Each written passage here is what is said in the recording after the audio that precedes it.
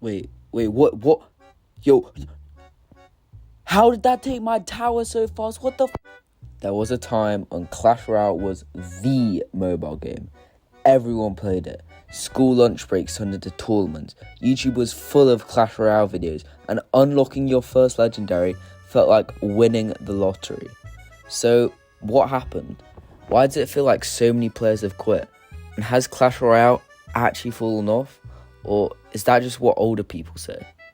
Today, we're going to be looking at how the biggest mobile games ever has slowly lost its magic and whether it can ever get back. If you enjoy videos breaking down the history and future of games like Clash Royale, consider subscribing because I'm aiming to make the best Clash Royale documentaries on YouTube, and subscribing helps out a lot more than you might think. Now, let's get into it. When Clash Royale launched in 2016, it was something completely new. It mixed collectible cards, tower defense, and real-time strategy into matches that lasted only a few minutes. Anyone could understand the basics within minutes, but mastering the game took months. The progression felt rewarding. Every new arena unlocked exciting cards. Getting a legendary was incredibly rare. And because the game was still new, nobody knew the best deck. Players experimented constantly. The unpredictability made every match feel different. Back then, Clash Royale wasn't just popular, it was everywhere. Content creators were pulling millions of views. Esports was growing rapidly, and Supercell had created one of the biggest mobile games in the world. So, where did things start to change? Over the years, Clash Royale added more and more features. Magic items, champions, level 15s, tower troops, evolutions. Now, on paper, these updates made sense. Games needed fresh content to survive. But each update also made the game more and more complicated. Returning players suddenly had dozens of new mechanics done. Free-to-play players like myself found it harder to keep up, and many people started to feel like progression was coming slower or more expensive. One update in particular caused a massive backlash: the update for losers. Instead of exciting players, it became one of the most disliked updates in history. For many people, that marked the moment they stopped trusting the developers. Now, this wasn't just the community complaining. People actually started to quit. Then came the meta problem. The meta became too predictable. Instead of seeing creative decks like the old days, players copied whatever works best.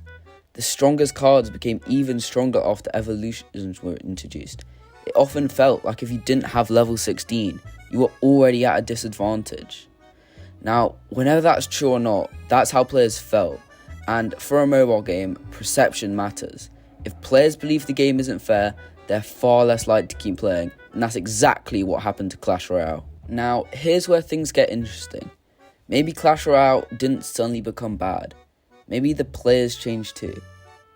The average player today knows far more about the game than they did in 2016.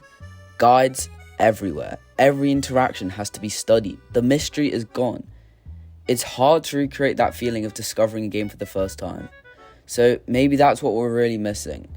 It's how we first played the game. So, is this the end for Clash Royale? I don't think so. Despite everything that's happened, the game is still getting regular updates. New cards, balance changes, game mode, and quality of life improvements show that Supercell hasn't yet abandoned it. The biggest challenge isn't making more content, it's rebuilding the old players' trusts. When updates feel exciting instead of frustrating, players come back. We've seen this happen with other games. Titles that looked like they were fading away managed to turn things around by listening to their communities and focusing on what made the game fun in the first place. Clash Royale could absolutely do the same. The core gameplay is still one of the best on mobile. 3-minute matches, easy to learn, hard to master. That's why people fell in love with it in the first place. The question isn't whether Clash Royale can become great again, it's whether Supercell can capture that feeling that made millions of players open the game every single day.